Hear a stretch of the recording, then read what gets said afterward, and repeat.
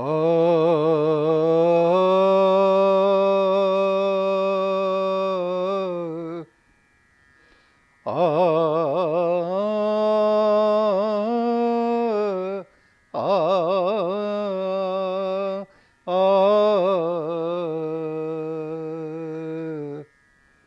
एक तू सच्चा तेरा नाम सच्चा हे पुरुष ब्रह्म परमात्मा आ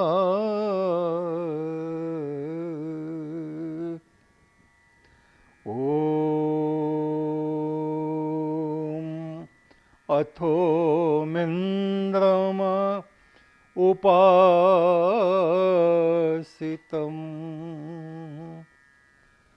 अमृत ब्रह्म सनातनम्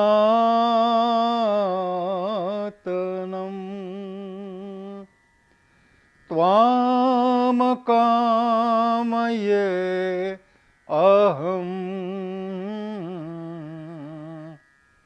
त्वाम कामये अहम्। अथोमिन्द्रम उपासितम। जिस परमात्मा से संसार का प्रारंभ होता है, उस जगत के ईश्वर, उस आदि पुरुष की मैं उपासना करता हूँ। मेरी आत्मा रात दिन उसके निकट, उसके ध्यान में बैठी रहती है। अथोमिन्द्रम उपासितम अमृत ब्रह्म सनातनम। वो अमृत है, अजर अमर है, सनातन पुरुष है, जगत का सम्राट है। त्वाम काम ये अहम। हे पुरुष ब्रह्म, मैं तो तुमको ही चाहता हूं। बहुत से जन्म हमारे होते हैं, मृत्यु होती है।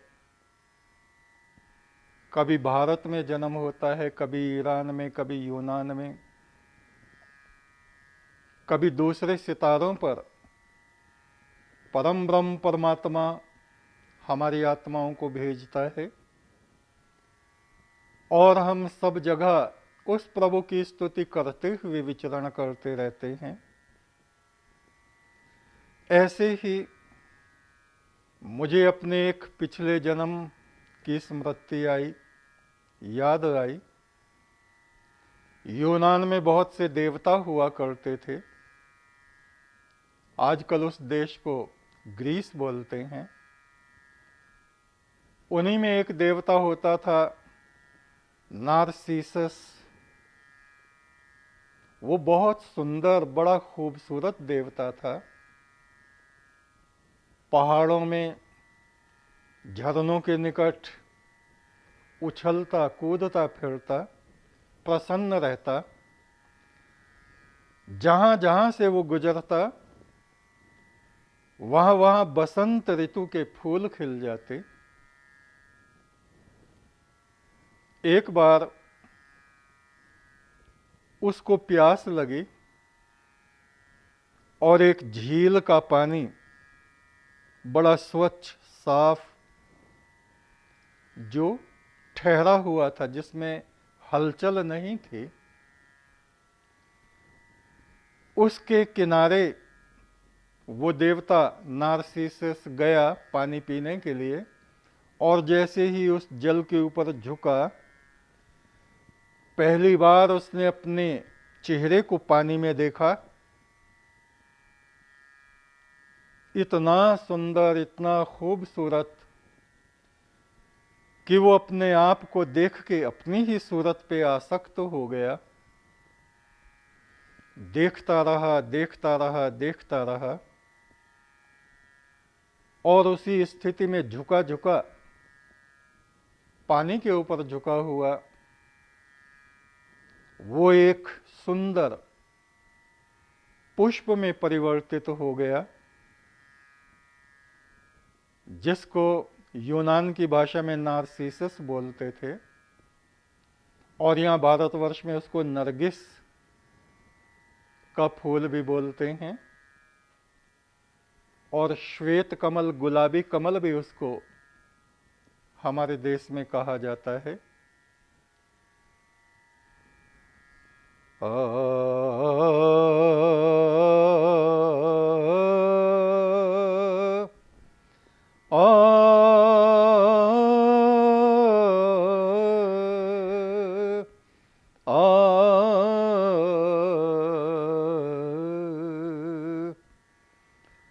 जैसे झील में खिलता कमल,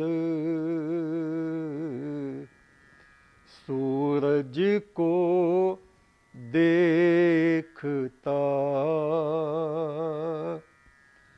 जैसे झील में खिलता कमल, सूरज को देखता, ऐसे ही मेरा जीव आत्मा प्रभु तुझको देखता, ऐसे ही मेरा जीव आत्मा प्रभु तुझको देखता। संसार रूपी जलकुंड है, झील है, और इसमें हम आत्माएं छोटे छोटे कमल पुष्पों की तरह हैं। इस जगत की माया में हमें लिप्त नहीं होना चाहिए। जिस तरह से एक कमल का फूल जल में खड़ा हुआ, उसकी जड़ कीचड़ में होती है, लेकिन वो प्रकाशमान सूर्य को देखता रहता है, ऐसे ही हम मनुष्यों को चाहिए, हमें संसार रूपी सागर में रहते हुए अपने सृजनहार उस ज्योति पुरुष परमात्मा को देखते रहें, और इस संसार में लिप्त ना हो, निरंतर उसी का ध्यान, उसी का सिमरन हमारे भीतर बना रहना चाहिए। संसार में ऐसे रहो जैसे निर्लिप्त कमल रहता। कमल का पुष्प पानी में जरूर रहता है, मगर जल के भीतर डूबता नहीं, उससे हमेशा ऊपर रहता है। सागर में ऐसे रहो, संसार रूपी सागर में, संसार में ऐसे रहो जैसे निर्लिप्त कमल रहता। कोई कोई इस माया से निर्लिप्त अलग रहता, कोई कोई इस माया से निर्लिप्त अलग रहता। ऋग्वेद के ऋषि कहते हैं, वेदाहमेतम पुरुषम महांतम, उस महानतम पुरुष ब्रह्म परमात्मा को मैंने देखा है, मैं देख रहा हूं, मैं उसको देखता हूं और वो मुझको देखता है। वेदाहमेतम पुरुषम महांतम आदित्य वर्णम तम सह परस्तात। वो प्रभु परमात्मा कैसा है? जैसे सूर्य लाखों करोड़ों सूर्य के प्रकाश जैसा प्रकाशमान, वो सनातन पुरुष परमात्मा है। आदित्य वर्णम, उसका वर्ण, उसका रंग, उसका रूप कैसा है? जैसे सूर्य का। तमसह परस्तात, अंधकार, माया, अज्ञान, तमस से बहुत परे है वो। वेदाहमेतम पुरुषम महांतम आदित्य वर्णम तम सह परस्तात। और जो इस माया से परे हो जाता है जो आत्मा, वो उस प्रभु परमात्मा के प्रकाशित क्षेत्र में पहुंच जाता है। तमेव विदित्वाति मृत्यु मेति नान्यः पंथा विद्यते अयनाय। हे प्रभु, जो इस अंधकार से निकल जाता है, जो तुझको जान लेता है, जो अपना समर्पण तुझे कर देता है,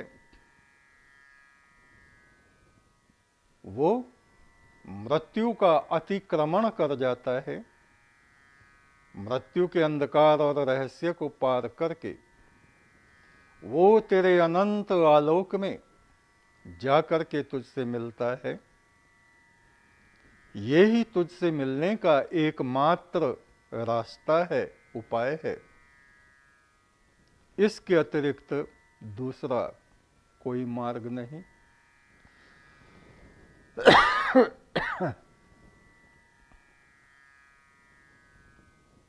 मेरे प्रभु बड़ा शुक्र तेरा, तूने सब कुछ दे दिया। मेरे प्रभु बड़ा शुक्र तेरा, तूने सब कुछ दे दिया। मेरा आंचल जरा सा था, तूने लबालब भर दिया।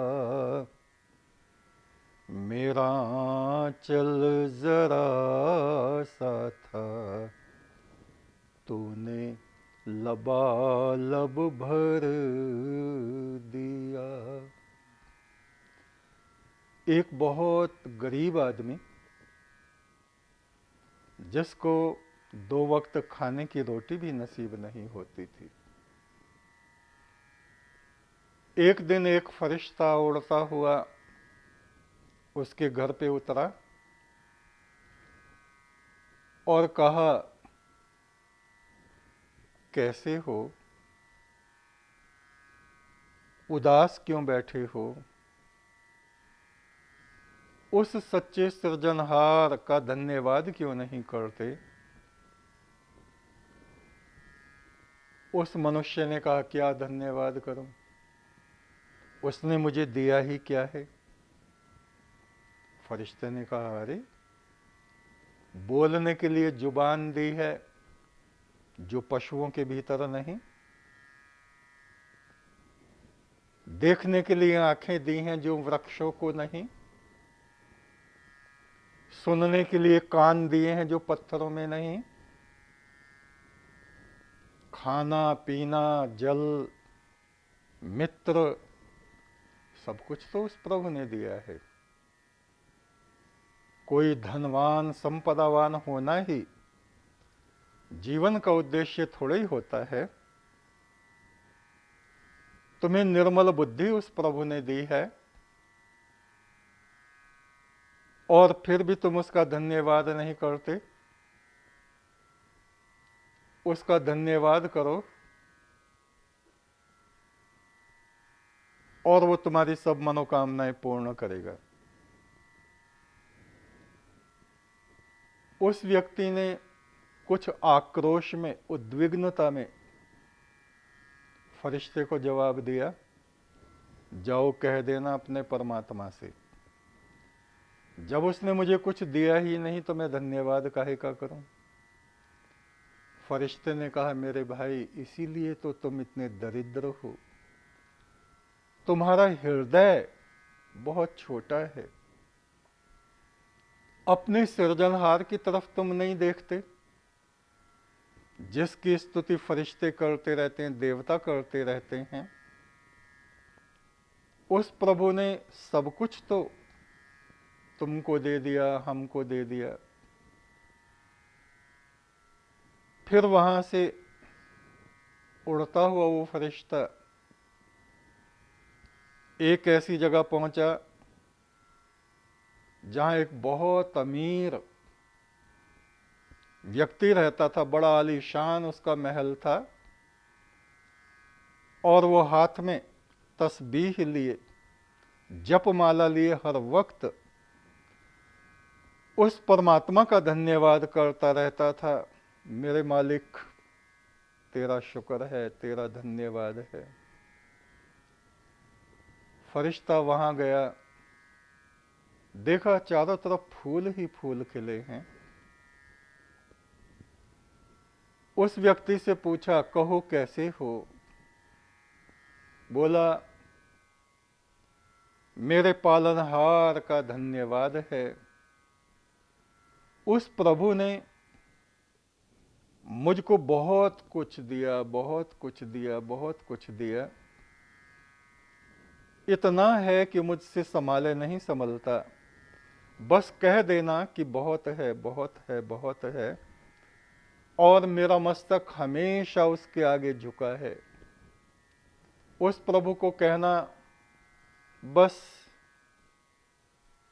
मेरे लिए इतना पर्याप्त है, मेरे सच्चे सुल्तान, तू बाकी अपनी गरीब मखलूक को दे दे। फरिश्ता मुस्कुराया और कहा, क्योंकि तू शुक्र करता रहता है, दान करता रहता है, खैरात बांटता रहता है, दूसरों की मदद करता रहता है, इसलिए उस सृजनहार ने, परमात्मा ने तुझे बहुत दिया है, बहुत दिया है। और जिस दिन तू उसका शुक्र करना छोड़ देगा, तेरा धन, तेरी संपदा, तेरा माल घटता चला जाएगा, घटता चला जाएगा, घटता चला जाएगा। अगर तू चाहता है इस धन के द्वारा दूसरों की मदद करे और ये बढ़ता रहे, तो अपने सृजनहार का धन्यवाद कर, धन्यवाद कर। मेरे प्रभु बड़ा शुक्र तेरा, तूने सब कुछ दे दिया। मेरे प्रभु बड़ा शुक्र तेरा, तूने सब कुछ दे दिया। मेरा आंचल जरा सा था, तूने लबालब भर दिया। मेरा आंचल जरा सा था, तूने लबालब भर दिया। जंगल के पेड़ों पर भी बसंत आता है। जंगल के पेड़ों पर भी बसंत आता है। वो प्रभु अंतर्यामी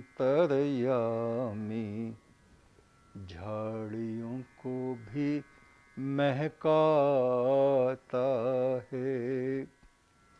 वो प्रभु अंतर्यामी झाड़ियों को भी महकाता है। वो परमेश्वर अपनी कृपा दृष्टि से किसी को भी महरूम नहीं रखता, खाली नहीं रखता, बेनसीब नहीं रखता।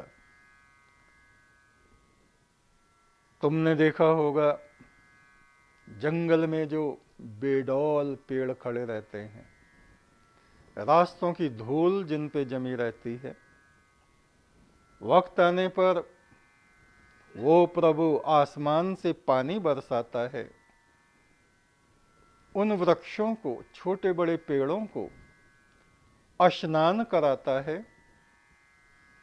और जब बसंत ऋतु का समय आता है, जंगली झाड़ियों पर भी पुष्प आ जाते हैं, फूल आ जाते हैं। जंगल का जंगल फूलों की चादर ओढ़ लेता है। जंगल के पेड़ों पर भी बसंत आता है। जंगल के पेड़ों पर भी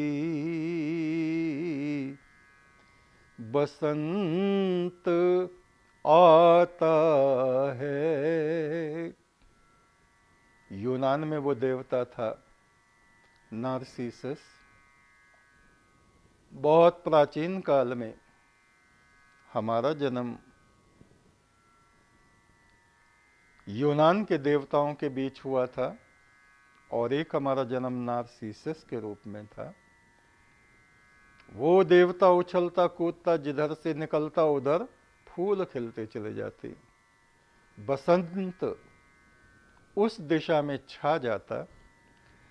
जंगल के पेड़ों पर भी बसंत आता है।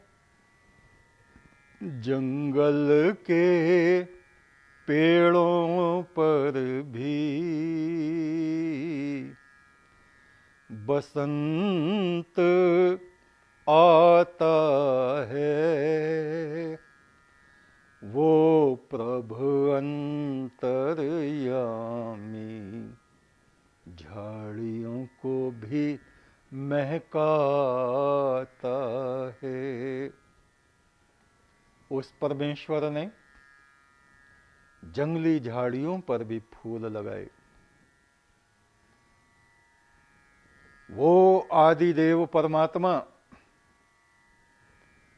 पक्षियों को भी रंग बिरंगे पंखों का परिधान पहनाता है। तो हे अविश्वासियों, इंसान को जो उसने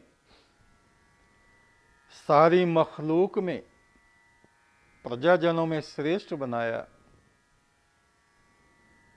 क्या वो तुमको ऐसे ही छोड़ देगा? क्या वो तुम्हें ना देगा? उस पे भरोसा रखो, विश्वास रखो, सांस सांस पर उसका धन्यवाद करो, उसका शुक्राना करो।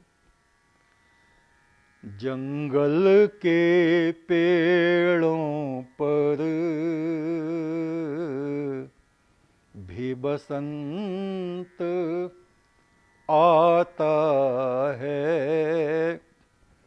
वो प्रभु अंतर्यामी झाड़ियों को भी महकाता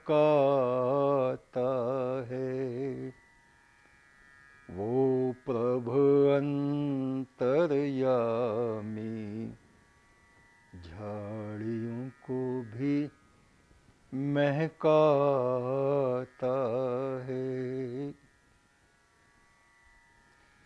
जो जैसे बीज बोता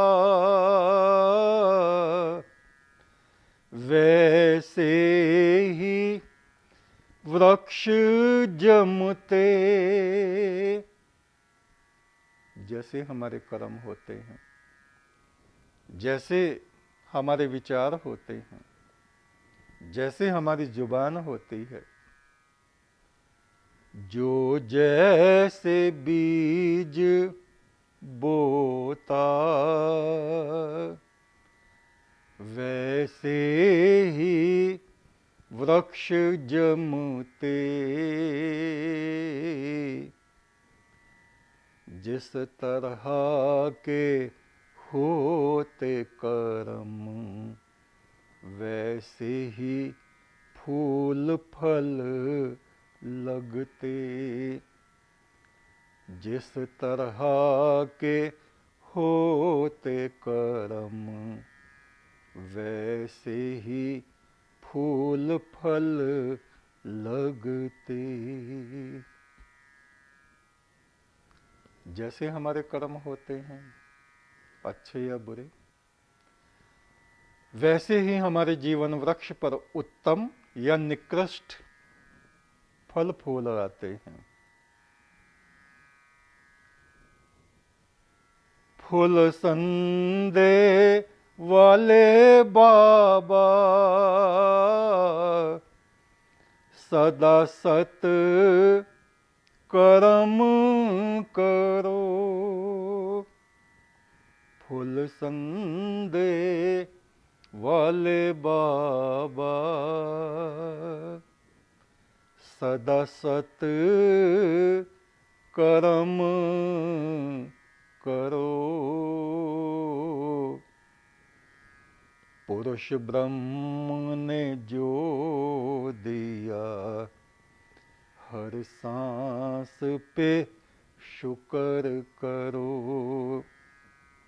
पुरुष ब्रह्म ने जो दिया हर सांस पे शुक्र करो।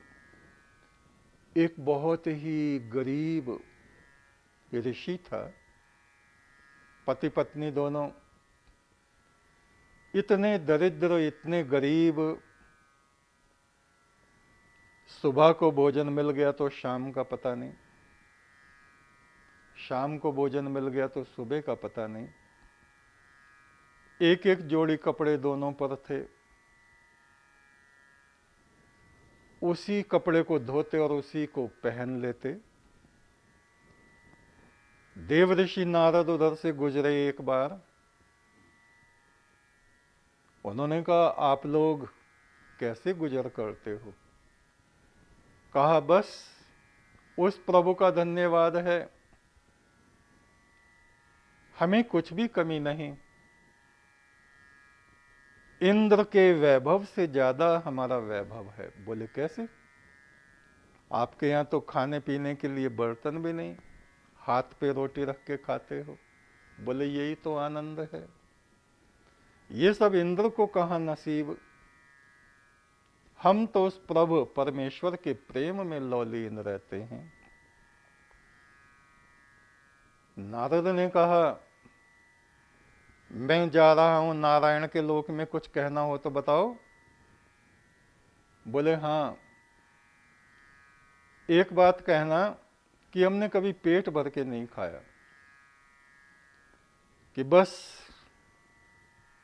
किसी दिन को एक दिन हमें जितना हमारे नसीब में है उतना वो प्रभु दे दे और दोबारा हमें कभी उससे मांगना नहीं। बोले ठीक है। और नारद पहुंचे बैकुंठ में और नारायण से कहा प्रभु उस परब्रह्म का नाम लेने वाले एक ऋषि, पति पत्नी ऐसे हैं, बड़े दरिद्रता में जीवन बिता रहे हैं, उनको कम से कम इतना दे दो जो उनके भाग्य में एक बार में ही दे दो। बोले ठीक है। तो क्या देखा अगले दिन उस ऋषि ने? 3 ऊंट खाना पीना कपड़े ये सब भरा हुआ आ रहा है, और कहा भाई किसी राजा ने तुम्हारे लिए भेजा है। बोले ठीक है। जितना अन्न था सब उन्होंने पका लिया, और जो लोग जाते उनको बांटते रहते। उन बहुत सारे वस्त्रों में से एक एक वस्त्र उन्होंने ओढ़ लिया और बाकी सब लोगों को बांट दिए। कल के लिए एक भी नहीं बचा। और परमात्मा कहता है जो मेरी राह में देता है मैं उसको 1000 गुना ज्यादा देता हूं। अगले दिन देखा तो बहुत सारे ऊंट आ रहे हैं सामान लादे हुए, वो भी उन्होंने अगले दिन बांट दिया। देखा वहां तो भीड़ की भीड़ लग गई, भंडारे चल रहे हैं। उनकी टूटी फूटी कुटी झोंपड़ी की जगह महल में बदल गई है। बहुत दिन बाद देवऋषि नारद उधर से गुजरे, बोले ये क्या हुआ? बोले हुआ कुछ नहीं, हमें तो जरा सा खाने की आदत है, बस उतना सा ही हम लेते हैं और बाकी सब कुछ परमात्मा की राह में बांट देते। और वो प्रभु फिर 1000 गुना दे देता है, हम रख के क्या करें, हम फिर बांट देते हैं। यानी हमारा व्यापार सीधा उस परमात्मा से चल गया है। फूल संदे वाले बाबा सदा सत कर्म करो। फूल संदे वाले बाबा सदा सत कर्म करो। पुरुष ब्रह्म ने जो दिया हर सांस पे शुक्र करो। पार ब्रह्म ने जो दिया हर सांस पे शुक्र करो। जैसे झील में खिलता कमल सूरज को देखता, जैसे झील में खिलता कमल सूरज को देखता, ऐसे ही मेरा जीव आत्मा प्रभु तुझको देखता। ऐसे ही मेरा जीव आत्मा प्रभु तुझको देखता। यूनान का वो बड़ा सरोवर, वो देवता नारसिसस, जो कि पिछले वक्त में मेरा ही जन्म था। बहुत से लोग कहते हैं आप दूसरों के जन्म बताते हैं, अपने क्यों नहीं बताते? अपने इसलिए नहीं बताते कि पता नहीं कोई उन बातों पे विश्वास करे ना करे, क्योंकि वे दिव्य जन्म हैं, मनुष्यों जैसे नहीं हैं, और मनुष्य देवताओं की भाषा नहीं समझते। कल हमने बताया था कि हमारा एक जन्म कल्प किन्नर पक्षी के रूप में हुआ था। वो भी देवताओं का जन्म था, वो भारतवर्ष में था। यदि होता मैं किन्नर नरेश, राजमहल में रहता, सोने का सिंहासन होता, सिर पे मुकुट चमकता। आज के वक्त में तो शब्दावली ही बदल गई है, किन्नर लोग हिजड़ों को समझते हैं। और पहले 5 देव जातियों में एक देव जाति किन्नर हुआ करते थे, वे देवता होते थे। और भारतवर्ष में जो कुमायूं क्षेत्र है, पहाड़ी श्रृंखला है, उस तरफ उनके राज्य होते थे।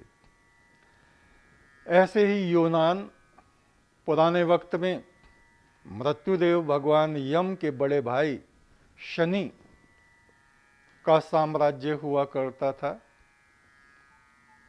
और वहाँ ओलंपस पर्वत है, वो देवताओं का पर्वत कहा जाता है। आज भी उसके अवशेष वहाँ मौजूद हैं।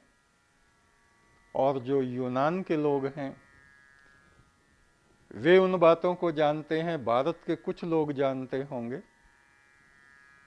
तो ये अपने एक और पिछले जन्म के विषय में हमने आपको बताया है।